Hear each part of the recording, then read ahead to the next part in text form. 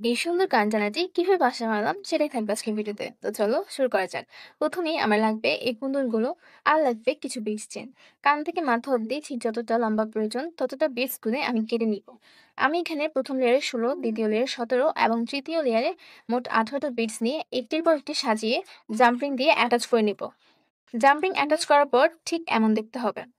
চাইলে খুব সিম্পলি এভাবে রাখা যায়, তবে আমি আরেকটু ফ্যান্সি লুক দিতে এর নিচের লেয়ারে কুন্দন অ্যাড করব। এবার আমি আমার এই পরে থাকা ইয়াররিং থেকে হোয়াইট বিটগুলো খুলে কুন্দনের নিচে অ্যাটাচ করে দিব। দেন ঠিক 2টা বিটস পর পর আমি কুন্দনগুলোকে চেনের সাথে আটকে নিব।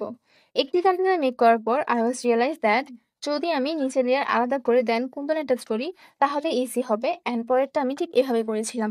অ্যান্ড সি, কুন্দন অ্যাড করার পর লুকটা জোস আসছে না? এবার লাস্টলি আমি দুই পাশে 2টা এয়ার হুক লাগিয়ে নিব। এয়ার হুক লাগানোর সময় অবশ্যই ডান বামটা খেয়াল রাখতে হবে। আর দেখো,